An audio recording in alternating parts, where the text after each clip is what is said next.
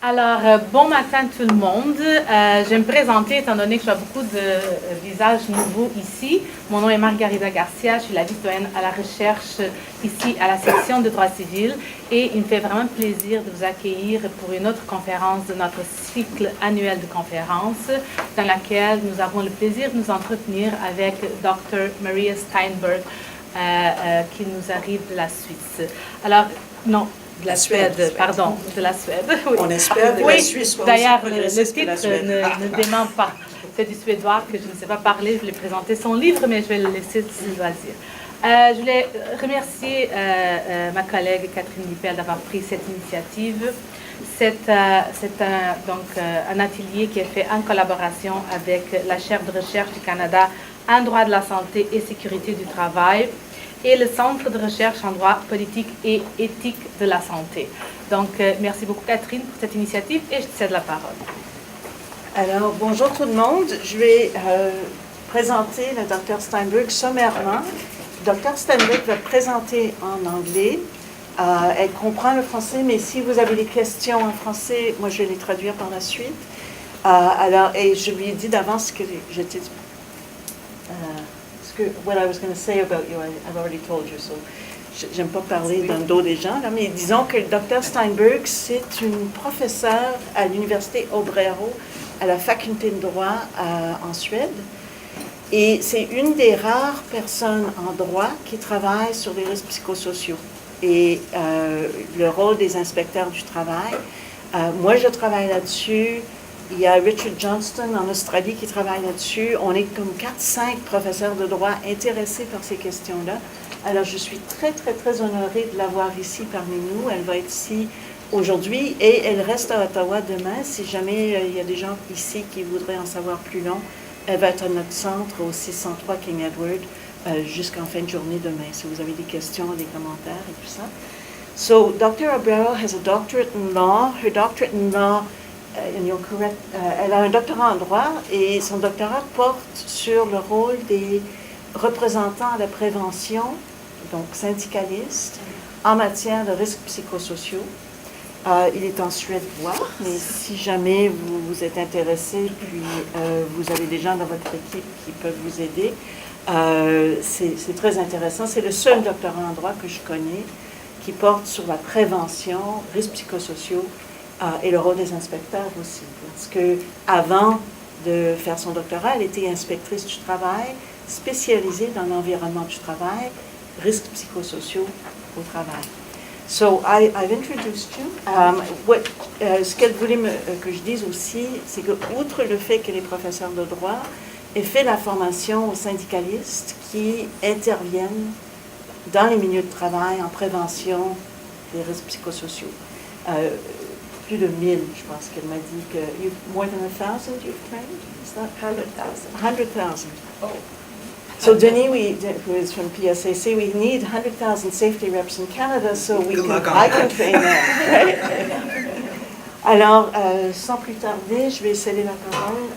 So I'm going to let you start your presentation now. She'll be presenting on an article and on new legislation. Elle présente sur la nouvelle législation suédoise qui porte sur l'environnement du travail. And she'll explain, of course, what she's presenting on in English, and I will leave her With handouts too. Oh, yes, of course. And I have some handouts of the presentation that I will circulate in both directions. I hope I have enough. And I'd like to particularly welcome, I know there are people from the Ministry of Justice who are here. And as I explained to Maria, but not to everybody else, they have a special team to prevent psychosocial hazards in the workplace and to address them for the people who work for the Ministry of Justice. I imagine there might be other people who are also doing that kind of work, and I'm very happy to welcome them at the University of Ottawa. The floor is yours. Thank you very much. I'm very grateful and happy to be here. And the reason I'm here is because of Professor Lippel, who I met in France. You didn't notice me, but I watched out for you because I admire what you had been, your article in a book that we, about the European psychosocial work environment. that I was very impressed. And then I got a grant from my university, and then I wanted to come to Canada and see you, and you have been very nice to me. And now it's my pleasure to give a little talk to you about the Swedish situation. And it's an article that I have written, and the article is in honor of one of my professor who was my advisor, Håkan Hydén, who was law of sociology was his specialty. And then when you do an article in honor, you should try to mix your own field with the professor that you are honoring. So that was the background of this article. And I will present now, we should see here. I will give you, this was a little bit the background. I will talk a little bit more about it. But I will also talk about the Swedish Work Environment Act in connection to mental health, and also the Swedish provision called Organizational and Social Work Environment, OSA. I will call it when it's too tiring to say the whole word. And then I will talk about the Swedish Work Environment Authority that I also have worked for 7 years. And then I will talk about the Swedish Safety Delegates that are my favorite. I wrote my dissertation on that, and I was studying if they were able to improve the environment or have an influence on it. That was my dissertation. And then I will talk about the implementation of this OSA. So the background was, I was going to write this article, but it was also another background. I have written a book that's called Safety Representatives, because there are a lot of legislation in the Swedish Work Environment Act. There is a whole chapter, and then there are a few other regulations about the safety representatives that I became very interested in when I was young, and I wanted to do my dissertation about them. And then when I was this book came the first time, 1992. You know, I've had all these years to meet these 100,000 safety representatives. And then when I was going to revise it, I went to the Work Environment Authority and I asked, well, do you have a few cases about this new provision, the OSA? And I expected just a couple, because the OSA had only been in power for a year and a half. And then I got 100, and that was a lot. I got 100 decisions, it's called injunctions. And I say that is a lot because I know 60% of them came from the safety delegates. And before it becomes an injunction, there is a lot of work that I will tell you before. So these are the few, but in a very short time there became so many. I will tell you a little about Sweden. I know many also say Sweden and Swiss, but Sweden is the northern country in Scandinavia. It has a population of 10 million people. Half of them work. It's a very high, a lot of women work too, even if they're small children. I've written from 16 to 75 years old. Our prime minister, the one we had before, said we have to work till we are 75 years old. My children will work till they are 75 years old. Most women work, about 80%. Daycare and parental leave is well developed. You get 480 days with pay. Half of the workforce think they have too much to do. More women than men when you get asked. Stress is the most common problem. 1/3 of the reported injuries are related to well-being problems. That is from the Statistical Bureau in Sweden from 2016. Okay, we start now with the Work Environment Act. Of course, we have had a Work Environment Act for many, many years. From the first one came 1889, and now we got a modern one, 1977. And at 1977, it was included in the Act that it should be adopted to mental issues as well. 19s, just keep this in mind because things takes time. So in 1977, it said working conditions must be adapted to people's differing mental capabilities. And then it said the employer must be given the opportunity to participate in the design of their own work situation. This section didn't come in until 1991. But the more, because I must say I'm a child of 1968 in Sweden, we talk a lot about the workers' democracy. But this is, of course, a part of the democracy, but it is a health issue. That if you ask the individual, how do you think your work is, you will have, as an employer, you will have more a chance to adjust it so the individual worker can continue working. That is the idea. It means that you have to ask the employee, how are you doing? And in Sweden we have collective agreements that you have every year, you have an annual, you have to have a talk with your employee and ask them how are you doing for about 30 minutes to an hour. And then in the public sector we have collective agreements that says that every 2 weeks or every month everybody should meet with the employer, every single one, and then they should talk about what's going on, but also about the work environment. How are you doing? The little nitty-gritty things in your little workplace. Just, maybe a little smaller than this, the people would be. Less, you understand? Well, talk. So how are you doing? What can we change on the basic level? So for me, I have been more and more interested, because I'm interested in the workers' participation. I've really become more interested in this side of it. You have to ask the workers, how are they doing? I also believe, and you can see research, that the employers, the workers, they also have the solution many times to the problem.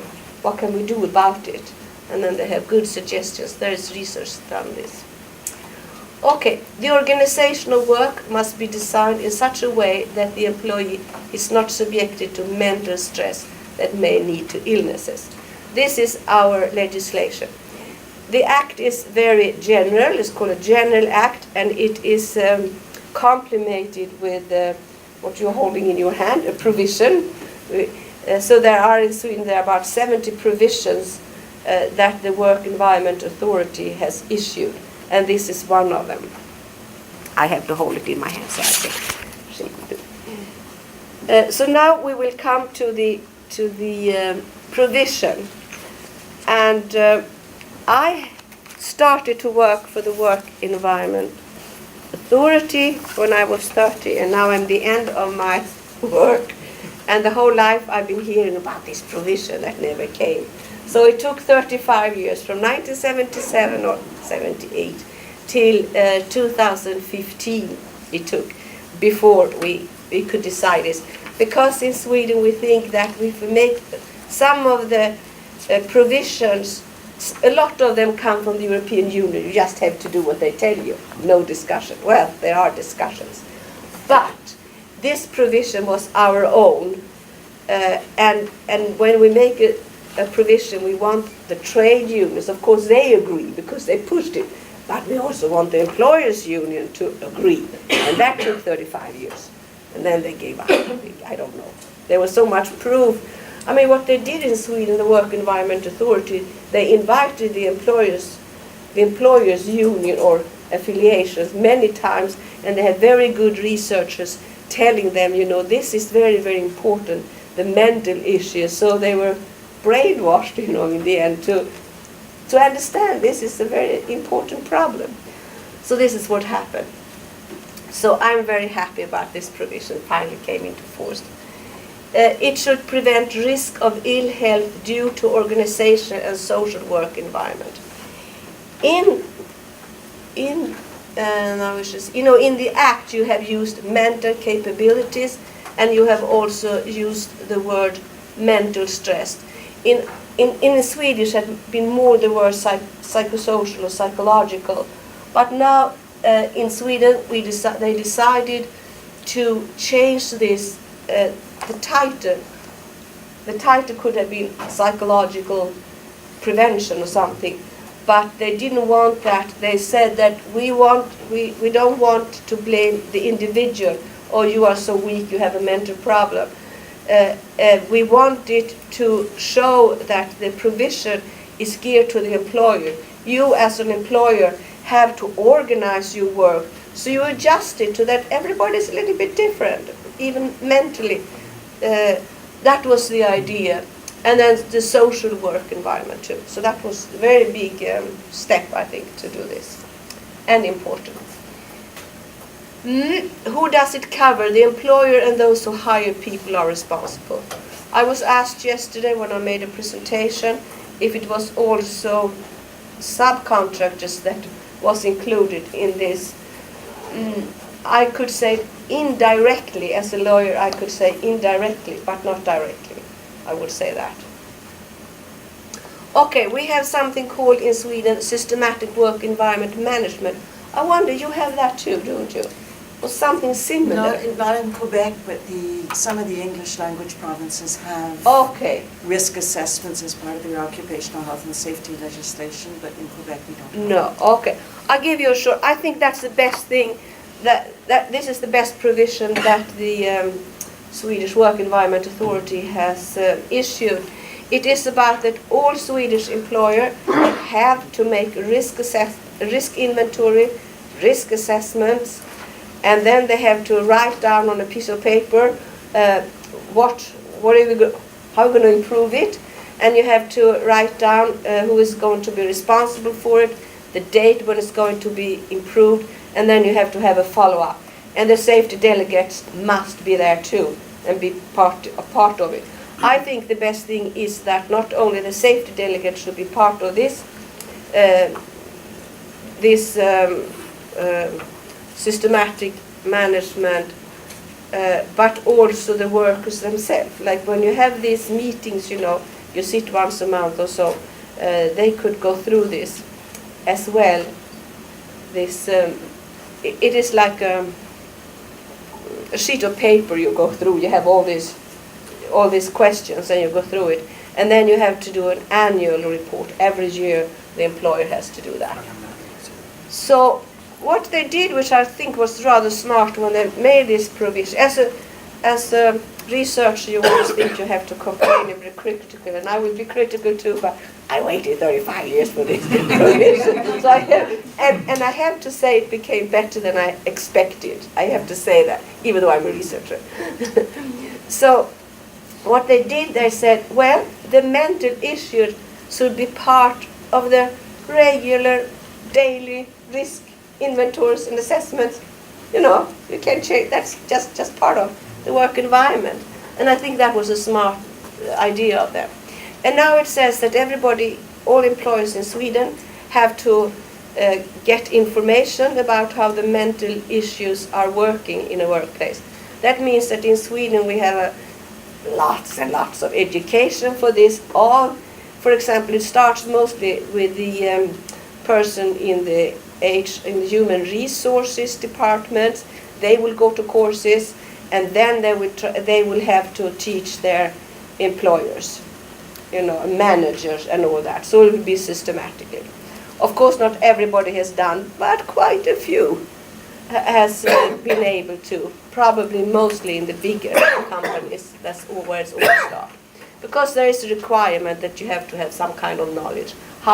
What is a mental risk and how can you prevent it? Well, what kind of other objects are this provision dealing with? It's of course dealing with workloads, because that was the big thing. There are too much to do and too little time. Everybody knows that. And then there was another question that came up, that a lot of people don't know exactly what they are supposed to do. And that could mean that they are doing other things than the employer expects. And that starts an irritation then. So it is a requirement that each employee can ask, what do you want me to do? And what should I prioritize? And especially the word prioritize has now come into this, into the provision. So that means that a teacher, for example, who thinks they have too much to do, they can go to the principal and ask, what shall I prioritize? We have principals, they get heart attacks because they have, I used to say, 170 goals they should fulfill, which is impossible. So then they can go to their board of the school and said, well, maybe 50 for this year or something like that. And I said, okay, which are the most important goals that I should prioritize? So I think that is a very good idea too.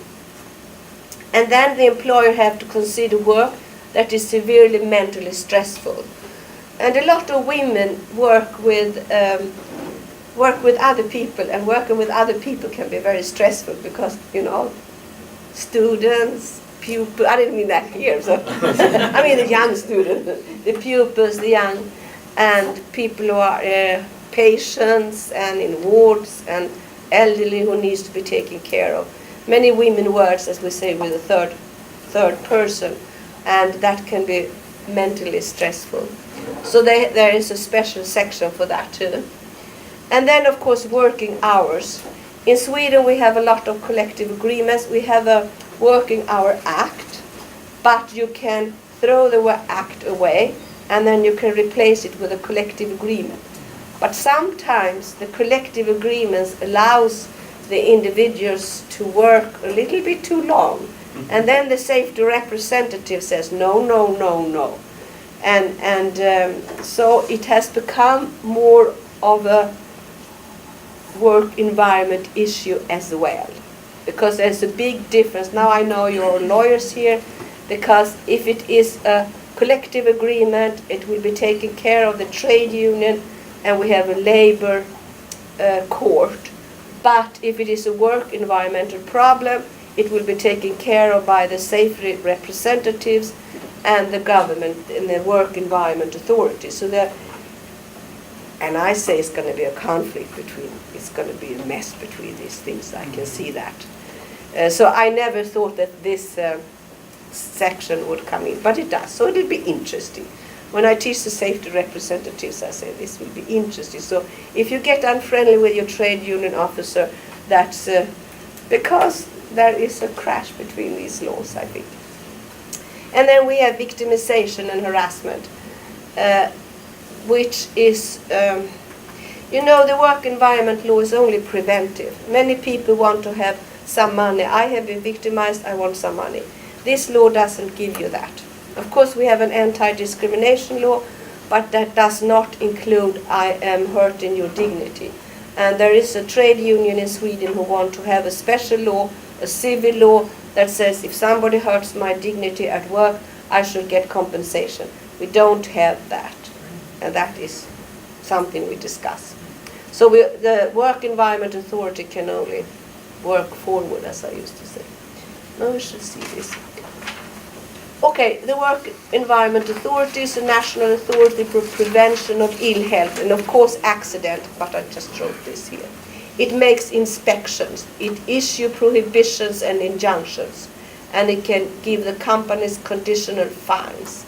Conditional fines can be appealed to administrative court by the employer, or a safety delegate can also appeal.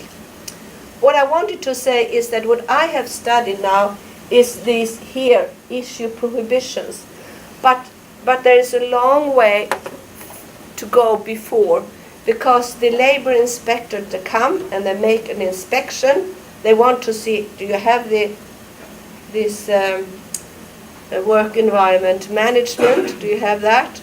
And they make inspections, and then they will write a little nice letter saying, would you please change, these are the problems, will you please change it, you get 3 months.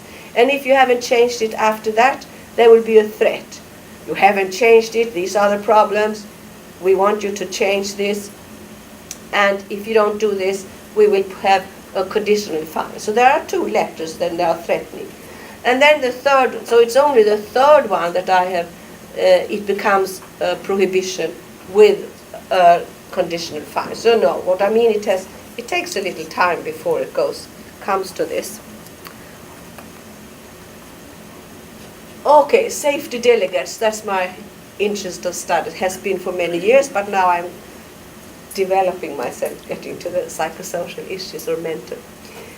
Most of them are elected by the trade unions. Sweden has about 70% of the working people belong to a trade union. It has been higher before. How much? Sorry? 70. Before it was 80, 85. Everybody was unionized. Now it isn't that so much. The safety delegate has a right to stop work, and it also has a right to participate in changes. So if the employer decides I'm going to reorganize my company, I'm going to build a new building, or I'm going to change my building, or the workplace, or if they are going to buy new chemicals, or if they're going to buy new machines, computers, or anything, technical devices, then you have to call the safety representative and have a discussion with them all the time till you make the final decision. And if you don't do that, you have to pay a fine.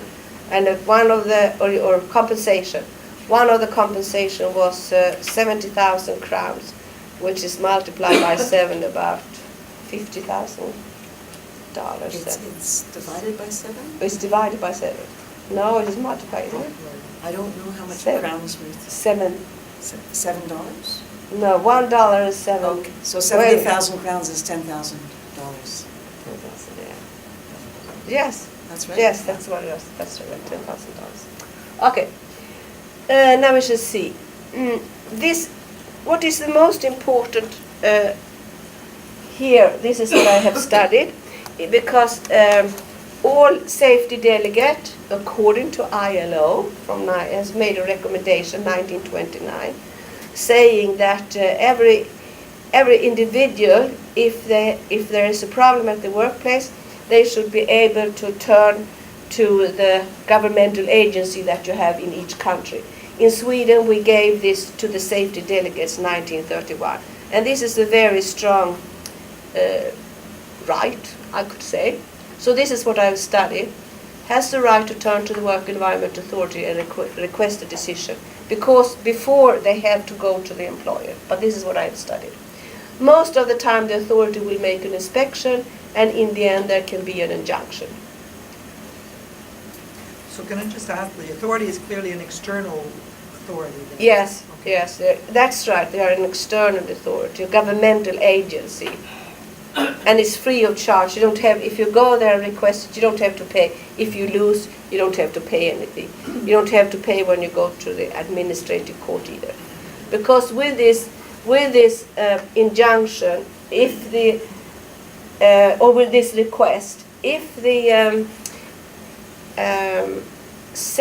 if the authority says no to the safety delegate can appeal to 3 courts, administrative courts, and that is also free of charge. So if they lose, there is no, they don't have to pay any money or anything.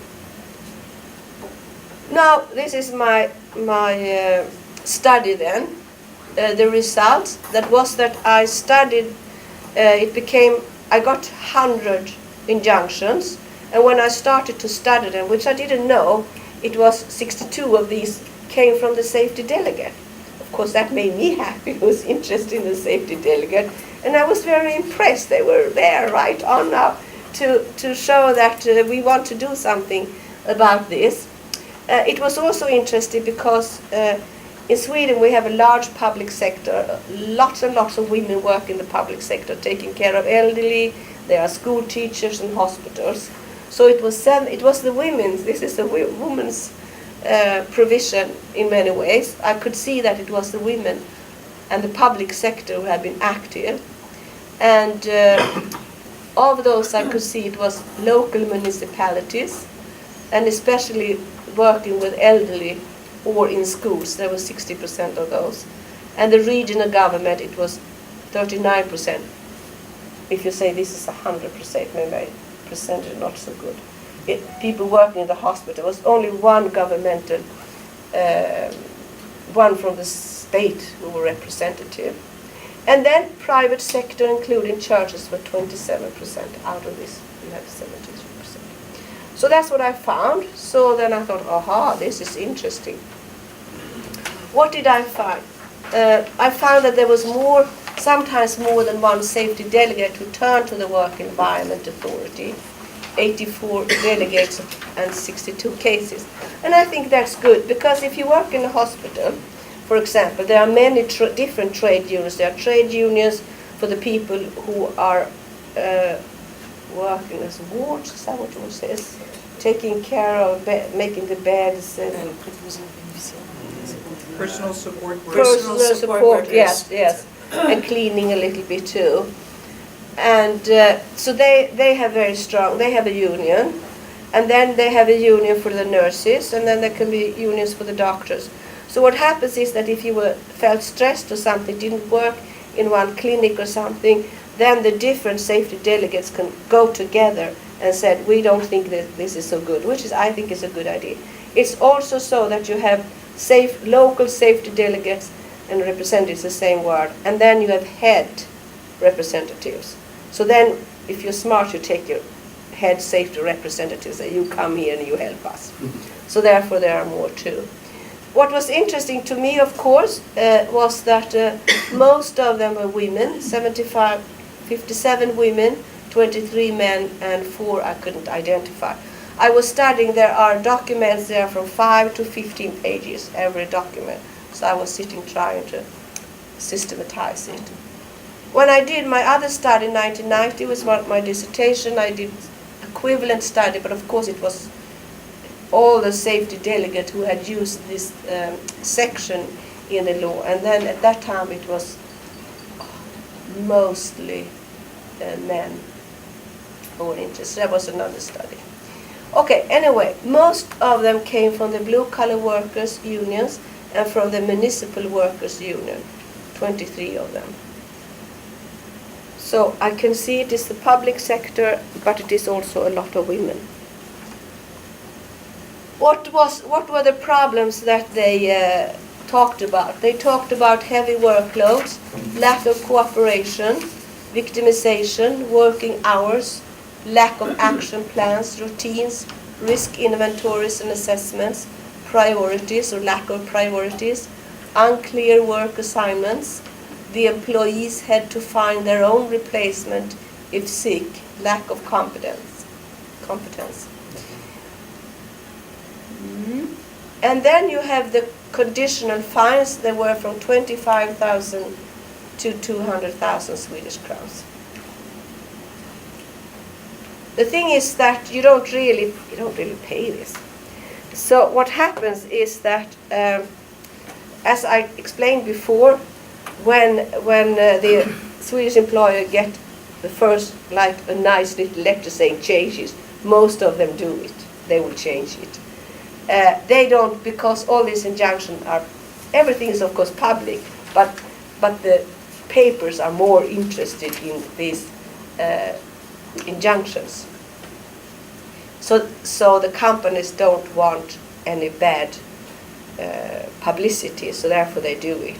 So what also happens when they get an injunction and then they get this conditional fine, they said, okay, we'll do it, give us a little time. And then you can lower the conditional fine because it's condition. Okay, if you're good, we will be nice to you too. So you lower it. Sometimes they will have to pay it, but most of the time it will be fixed. So what do you do if they refuse to fix it? Well, then they will have to pay the conditional fine, and then the Work Environment Authority can raise the fine. So there is no way out. What they can do, of course, as an employer, you can appeal. You can appeal and say, okay, this was wrong. It was too expensive. It was, so they can appeal. And they do that, of course. So my next study, I'm doing this. This is one study. My next study will include the rest. The rest of these injunctions, they came from the Work Environment Authority without the initiative of the safety delegate. But I have a suspicion that there is a safety delegate behind, because I think it's hard for the safety inspectors to know about the mental health issues unless there is somebody who has reported it. So I don't know how to get to this. We will see. So I'm going to study that, and then I'm going to study the appellate courts, the courts, also in my next study. So this is just the start. Okay, what are my conclusions? Women were more active in the caring sector, which I'm happy that they were. I mean, the women who represented the trade unions, the safety delegates for these.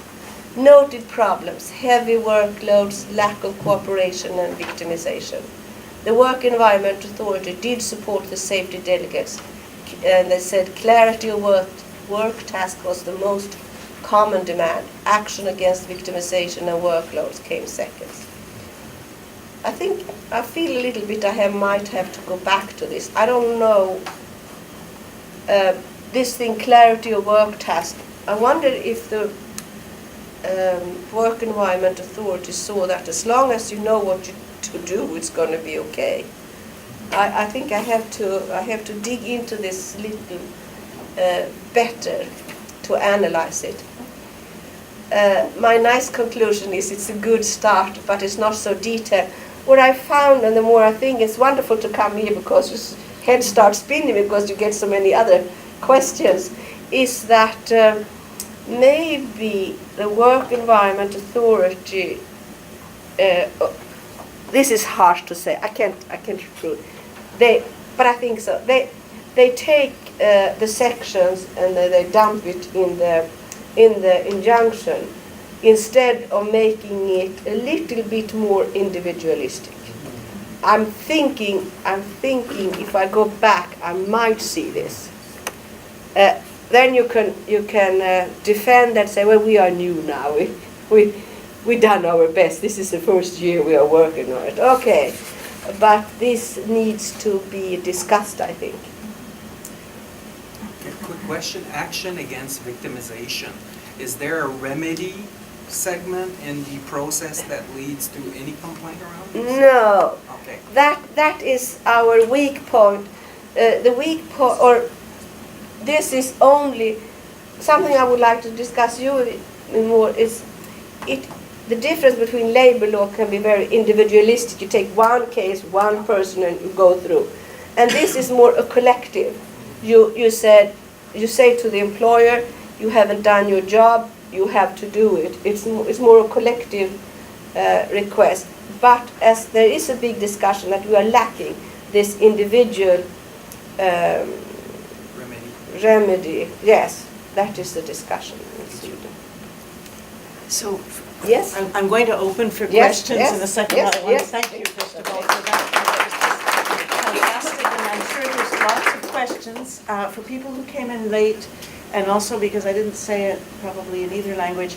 This is an accredited session for people who are members of the bar, le barreau du Québec, comme le barreau d'Ontario, and you can see Lynn at the end to sign your papers. And I do now want to open for questions that you can ask in either English or French, and if they're in French, I'll translate them.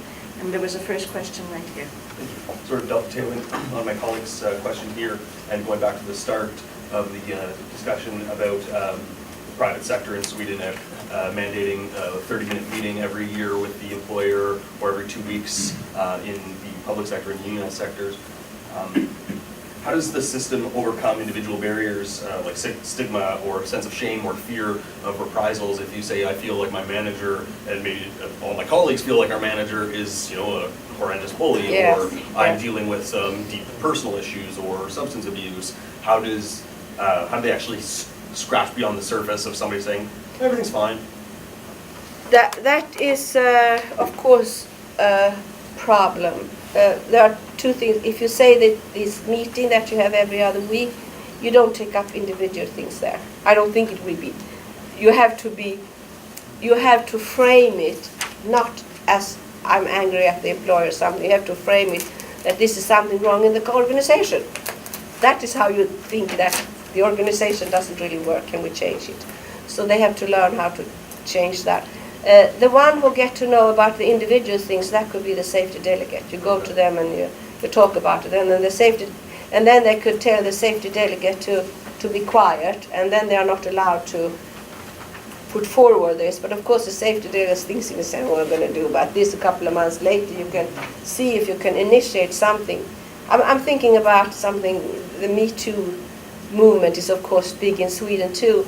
And then you think then safety representatives can get this information about, and then the person says don't say anything, and then maybe the safety representative can go after 3 or 4 months. Maybe we should have a seminar on how do we treat each other, things like that.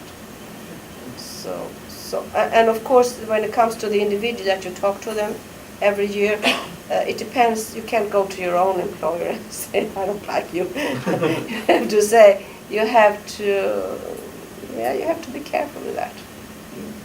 I agree with you. Oh no. I have a question. So, yeah, I work in Employment and Social Development County Labor Program, which is the regulator for the federal jurisdiction for occupational safety. And I just want to know what are your thoughts on the popularity of self-help strategies such as resilience and mindfulness, which are promoted by employers a lot in Canada and the United States. Because like my understanding is that these are neoliberal philosophies that essentially are illegal because they shift employer responsibility for occupational health and safety to employees. They don't address root causes of psychological hazards in the workplace. So, yes, I'd be happy to answer. Yeah, and what does Sweden have this popularity of resilience? It's promoted all over. Well, we have something called occupational health service that the companies should belong to. And what you do is somebody is sick, they send them away to the occupational health service. And then you have a physiotherapist who will fix them. Or if there are mental problems, you will have mindfulness, right? And then they come back and it's the same problem. Well, my role as a teacher, and I also meet a lot of safety representatives, is that the safety representatives, they have a power to take up what should the direction of the occupational health service be. It should be preventive, and preventive, that is not rehabilitation. I think it should be 70% preventive and 30% rehabilitation. And what I mean is that the occupational health service have to go into the workplace and see why do these people, why are they stressed, and what is their problem. And the only, so I agree with you, this is what we do in Sweden too. So it has to come from the safety representatives and also a little bit from the human resources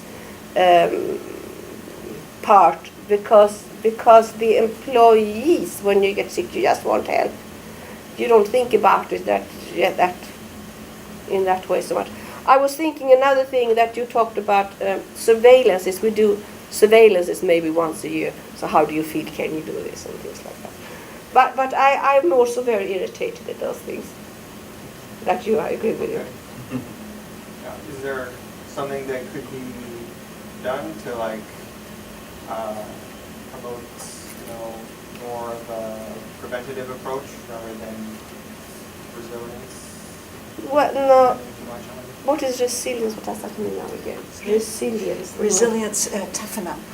Yeah. Toughen up. Learn how to be a tough person. Learn. Oh, you mean the individual should learn how to toughen up? No. Self-coping, I see. Well, since my background is a little bit, I started with the occupational health service, and the idea with it, so I'm so brainwashed with it. So I believe that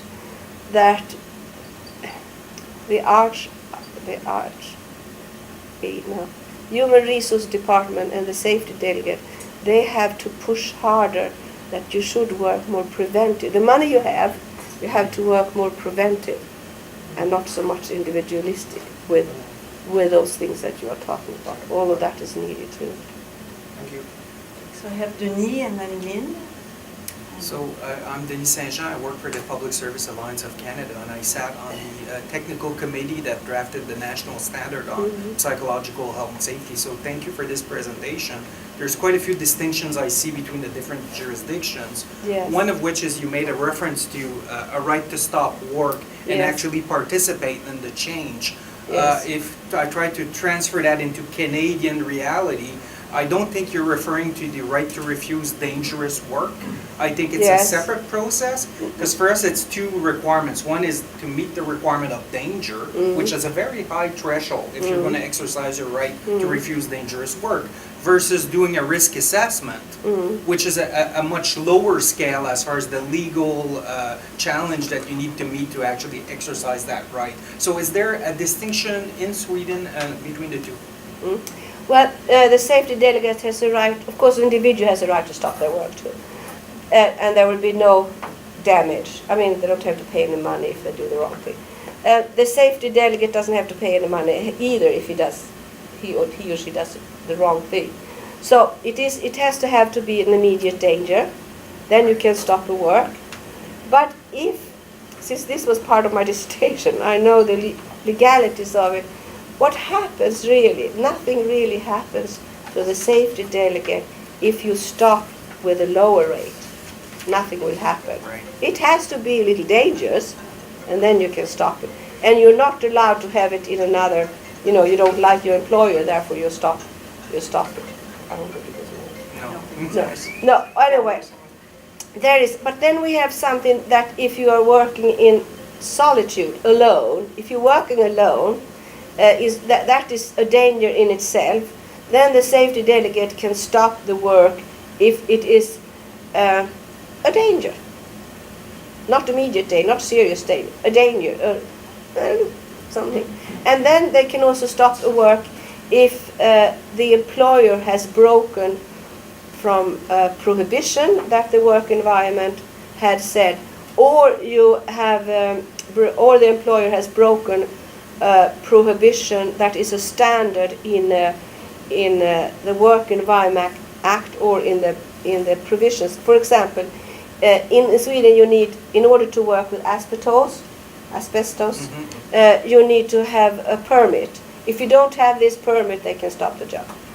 But for mental health problems, can they stop the job if there's a staffing problem, for instance? Does that exist? Yes, the thing is that that was not discussed in the pre-work because these rules were made in the 70s. You didn't even think about it then.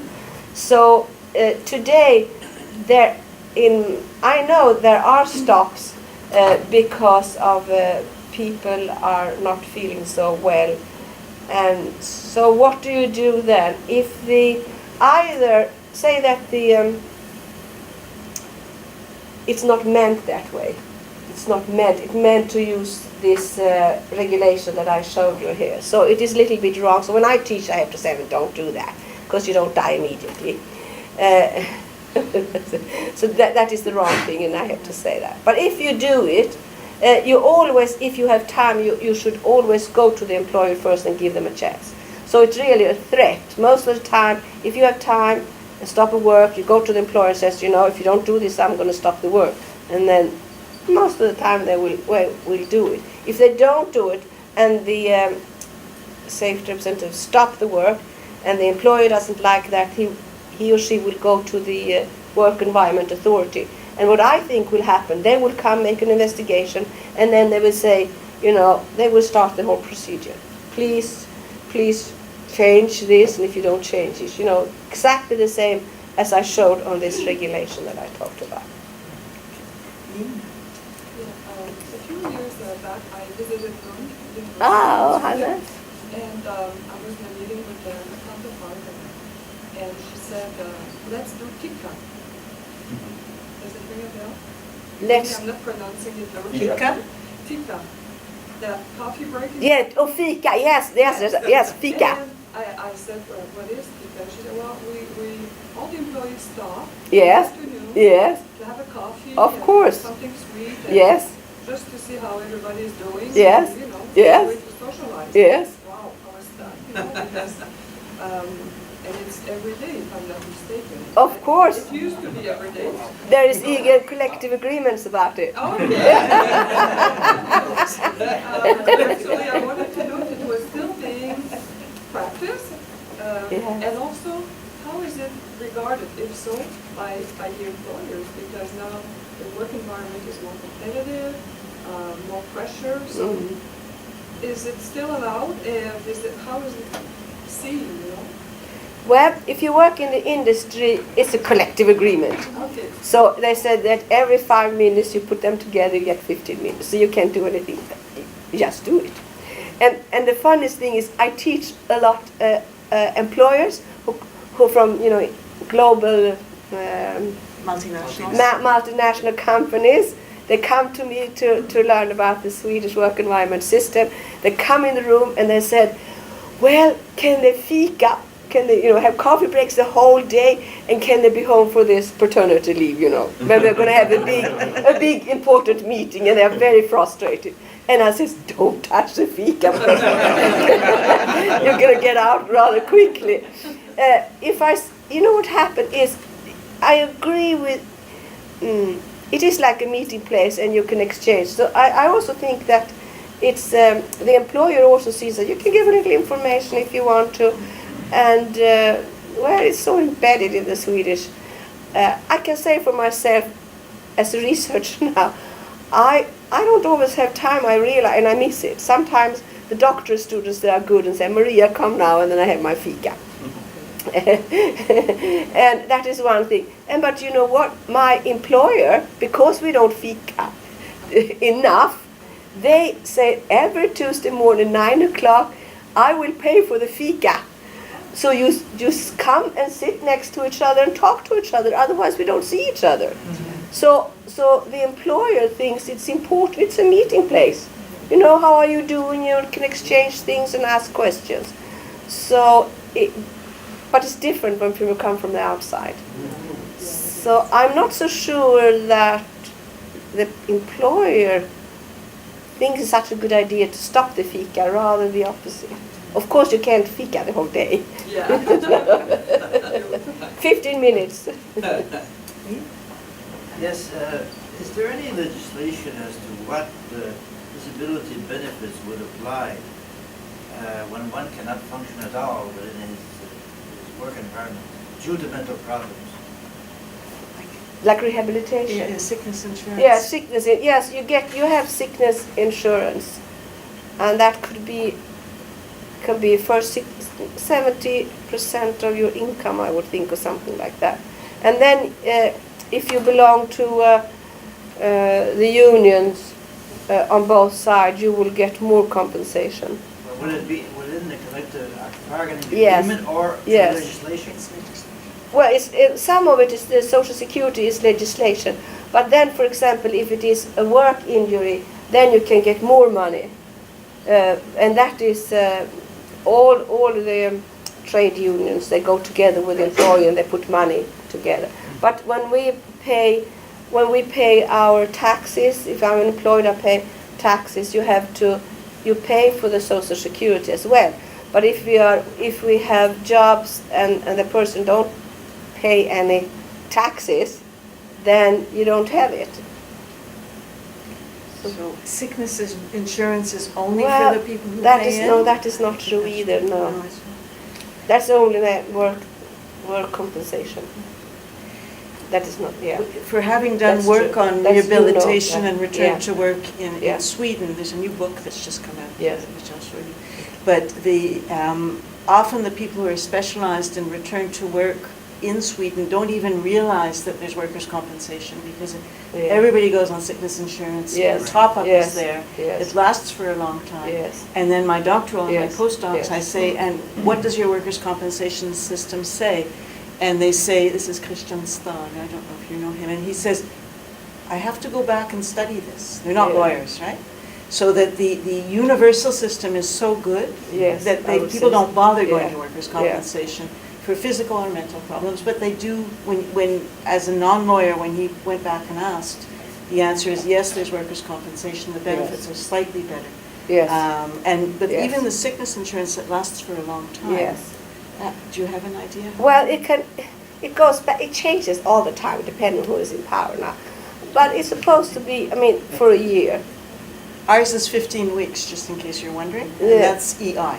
But then there was this big discussions. People were chronically sick, of course, and then you had big discussions. You had to extend it, but it is very political. It changes, and I am not a scholar of that. Unfortunately, I just made my choice to do preventive. I regret it now, No, it's but because that is a totally different, extremely complicated side of the law, and when I have lectured, I ask specialists for that. So I'm sorry, I'm not so good at that. But I understand that when you have written that, they said that if you don't get compensation for mental illnesses, nobody's interested in prevention. You wrote in one of your articles. And I thought that was a very, but then you wonder, would that be the truth for Sweden too? No, but It what will. happens in Sweden is you have sickness insurance. Yes. So that the pressure is very, very different than people Yes, it who is. end up That going is on true. welfare Yeah. because they're in a province That with is- no yeah, chronic stress yes, coverage. Yes, it is a difference. Oui, Cynthia? I had a comment about resilience, which was just that we just talked about, and then a question for you, Doctor.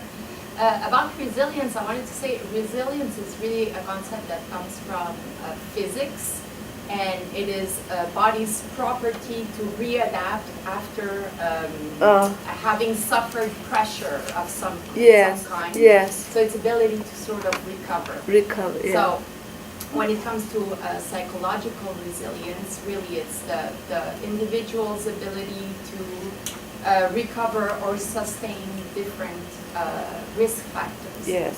And so, I mean, it's certainly individual resilience is something that's desirable, and we would hope that, work environments support individual resilience, right? And so that was my comment about resilience.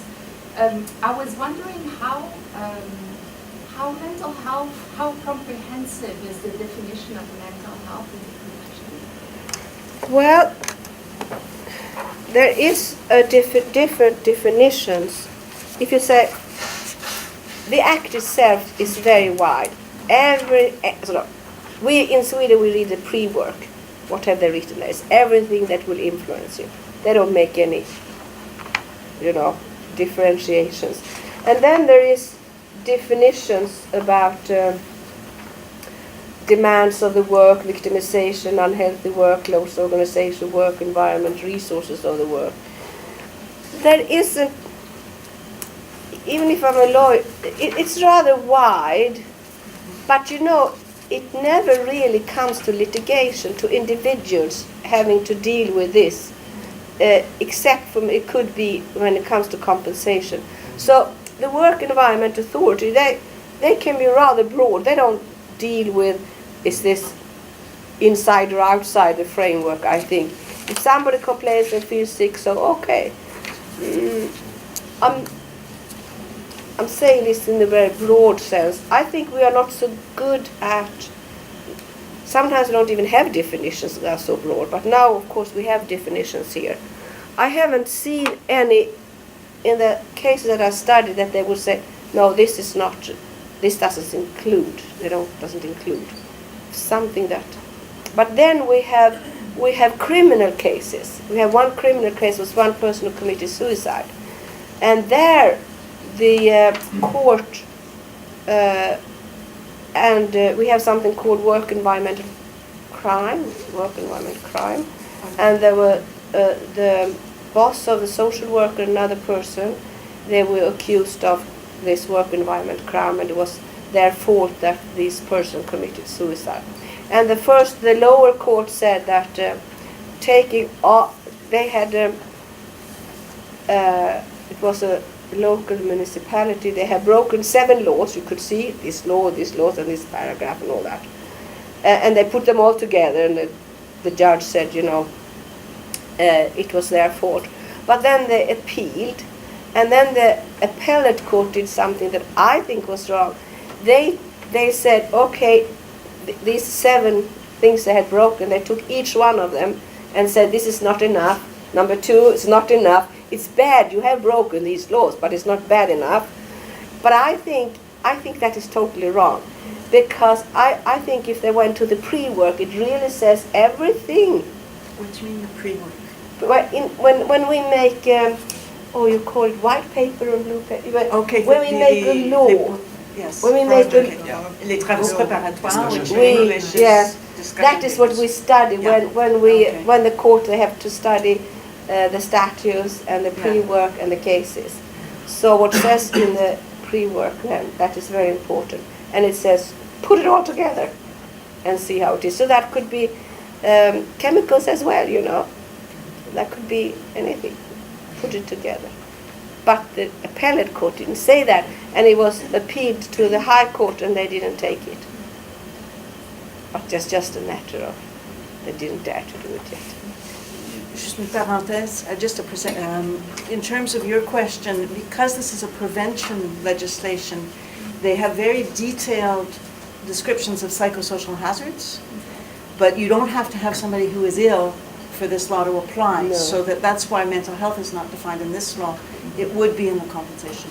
Yes, that's right, yeah. Yes. And I have Margarita, and I have somebody on that side.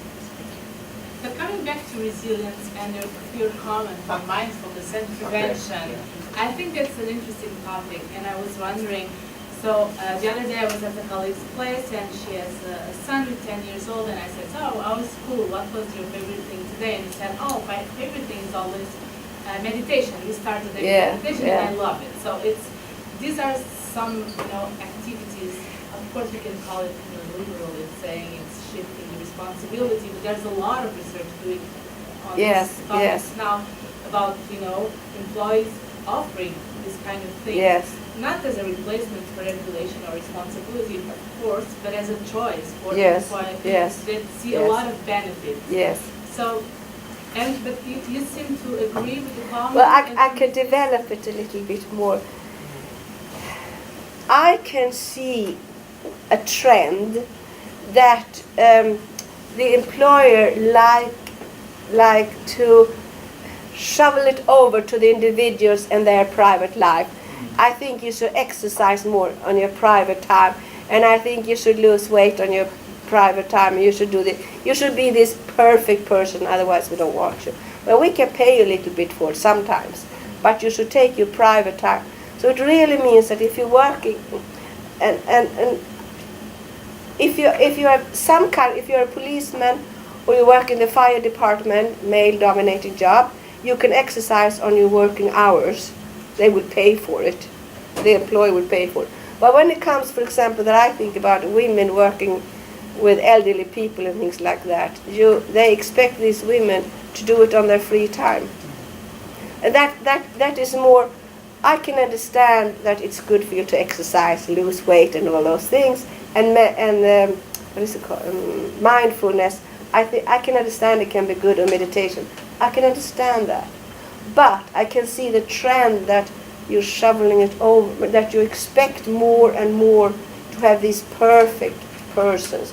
I mean, I don't know, there are studies in other countries that you can also, when you get a job, they will see, well, I mean, all your faults in your body, how should I say, DNA tests, they start to do that. Yes. In Quebec, they do pre-hiring, really exactly. Invasive pre-hiring. Yes, and that is something trade union in Sweden has been very much against. So it is a conflict, and it's something I think that something to think about. So in that way, I agree with your thoughts. So I've got at least three hands. I've seen you're next. So I'm Claude Lepage. I work with Justice Canada. I Yes. take care of wellness for the Department of Justice. Mm-hmm. And Catherine, you addressed it a little bit. So the provision provides psychological hazard within it. Yeah. So you have identified psychological hazard in the workplace. Yes. Okay, so then that would apply to all type of organization, companies. Yes. Oh, that's Yes. interesting. It's everything. Everything. Okay, so it includes that, and then our organization then would look at that and look at what applies to them when they're assessing the risk in their workplace, Yes. or they would look at each of those that are identified through the provision to see the level, so it's high, lower, and how they would Well, prevent it. it is, there are two different things. I agree with you when you make risk assessment on a big scale, and a big company can have all these things, how is it likely or not. But the idea with this work environment management is you do it in a little scale, and then somebody says, I don't think this is working, or something like that, in your little job area, and the safety representatives can go and talk to the manager and says, I don't think this is working really. It's on a, I think there is an idea that you start when it's not such a big thing, but you just want to improve your work environment, and that could, what also is mentioned here, that starts with conflicts. I mean, that you should even even if it's a big conflict, just start analyzing. No, I can feel there is a conflict coming now. And then the safety delegate, because they hear the other co-workers, they are talking about it. Then you can start thinking, can we do something about it? That is the idea. It doesn't have to be so exact. So that is something that is good with this preventive work, but it's hard to to take it to court and all those things. So it's a collective approach, you're saying? It's a that's what we have to think about. It's a collective approach. And when it comes to work environment authority and to the courts, they are not going to discuss proofs here and there. It's just they will say do something about it. And then is, I think, there can be the problem. Well, what do we do? That's what I think, that maybe the Work Environment Authority has to learn how to go a step further. On the other hand, you have the right of the manager to manage. And really the Work Environment Authority doesn't say how you're going to do this, they only tell you, fix it. We don't want to have any sick people. Because you can always see if somebody is sick, then you wonder why are they sick. Can we access the permit? Are we able? What I would suggest is anybody who wants a copy of the legislation in English, Yes. write me an email, and I've got it, and I will send it to you. And presumably you can find me. And if not, come and see me, I'll give you a card. You're next. Just a quick illustration on the topic of du jour of resilience. I think there's what our first colleague was speaking to is sort of an exploitation of resilience, that a lot of us want a better work-life balance and better access to health and wellness facilities. And many federal unions have actually started working to organize the unorganized in various vestiges. And one organization right now is organizing contract workers, and from the people that they've surveyed, they say, oh, we would love to have better, benefits of yoga or sort of gym membership, something that would make me feel better on my home time. And so the organization is reaching out to these members and saying, we'll work to provide you some coverage and give you a yoga pass or membership to a gym, which might be a nice little feature, but really doesn't do anything to protect them in their work and doesn't really forward any of the essential health and safety issues that unions have been fighting for a long time. So while it might be beneficial or desirable for that member, for that individual to have access to a gym, if their salary isn't paying for that, that's problem number one. And if the employer's considering how I can bait workers by giving them, things that they would otherwise access in their private life as incentives to come to work, that's a really slippery slope in terms of our work lives. I have Denis, and then I have Madame. Well, just one quick... Oh, I'm sorry. No, go ahead, please. Did you want to comment? No, you're right. I understand what you mean, yeah. Oh, yeah, just so not to dwell on resiliency, but mental health promotion, which is psychological health, it works well if you have resiliency training, etc. But when you're doing psychological safety, which is harm reduction in the workplace, and you're dealing with the toxic workplaces, I use the analogy of a boxer. If he goes in the corner, gets cleaned up, and they go back and they actually fight again, you can do all the resiliency you want, but you're still in a toxic work environment, so therefore you're not going to last for a long time. My question is, because we're actually implementing the national standard across the federal public service, and one of the challenges we have is the measurements. How do you measure success? How do you, and some of the managers, well, all of federal public service managers now are being assessed within their own performance appraisal on implementation of mental health initiatives within their own respective department and agency. And it's a challenge to find adequate measurement tools to ensure that there's a successful implementation of prevention measures for mental health. Is this something you guys have looked at? While you're thinking about the answer to that, the national standard is a voluntary standard in Canada that employers can sign up to get gold stars, silver stars, and well, we don't have stars, but we're working. I've seen the second version, but it's a voluntary standard. Is the point? It's not the law. Yeah. You go ahead. So how do you measure? The only thing we do in Sweden is that you can have an annual, you have safety rounds, and we can also have quiz, and I don't know what to call it, surveys? Surveys. Surveys. You do that every year. And then you have I worked in a occupational health clinic that developed the first questionnaire about mental health in Sweden. That was very, very, I don't know if it's very good, I can't evaluate, but it was sold a lot. So we do that. So I have to ask a question. I have to do a survey every year. I ask the question. Well. Yes. So what I said when I go out to my say representatives, and I always tell them that you should see, don't just buy this surveillance. You have to see that you can put your own questions in it. So because you know what are the problems, so you have to have some questions so your problems will be covered. Right. That's what I say to them all the time. Don't just buy this package because they're very expensive and you don't know. And what we do at the university where I am, we have we go through this and then we are supposed to work with it. For example, in my field, we are the lawyers. We were not so good socializing because everybody was sitting. It's not that we don't like each other. It's not that, but everybody was sitting in their room. You do your teaching and you do your research, and you didn't always have time for your coffee break. And then we are social people, so that's what we got. We're not socialized. So now, therefore, our employer had to make us drink coffee once. We have to find meeting places. We have to find. Otherwise, it's too much. We are too much alone. That was our biggest. We love our work, but we are alone. And I think for doctor students, I don't know how it is here, but they can be very lonely to be doctor students. We do our best. Yes, I'm sure you do. No, I don't. I'm terrible. We have 1, 2. But you had something too. You wanted. But she's first. I'm sorry. She's first. Yes, then, you're then first. they Sorry. will. Is there anybody else who wants to be on the list? Because we have to finish at 10 to 1 or thereabouts.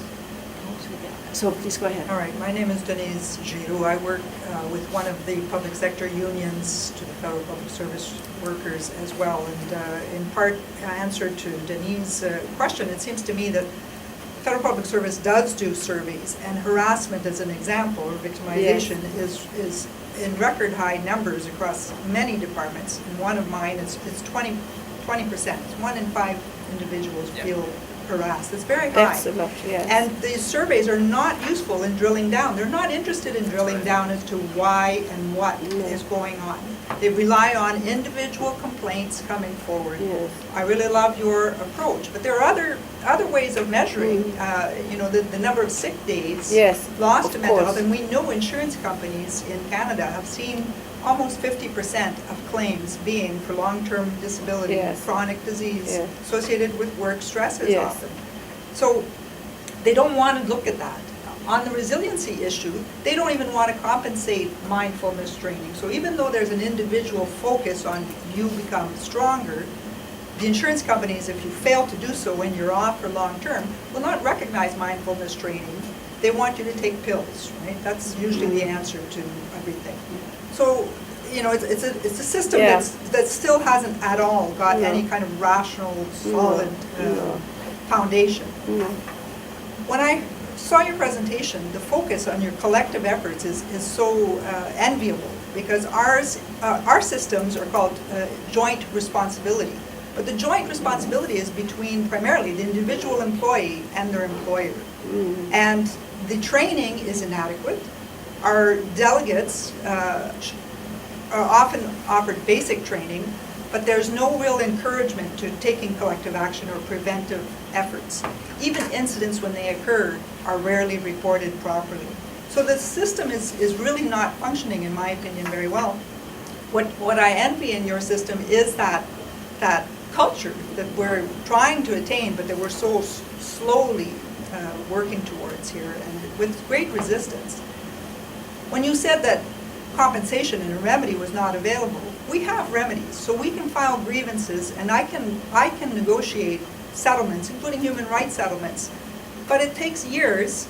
And the person is usually worn down, and they're removed from the workplace. Exactly, So the focus is on that, and that's our great panacea, is you can win $20,000 or $40,000 as a maximum amount at the federal level. it's inadequate, and it does not address the prevention. So you certainly offer a model that helps us, but it's that culture that you have that seems to be certainly more adapted to a European approach to workplaces.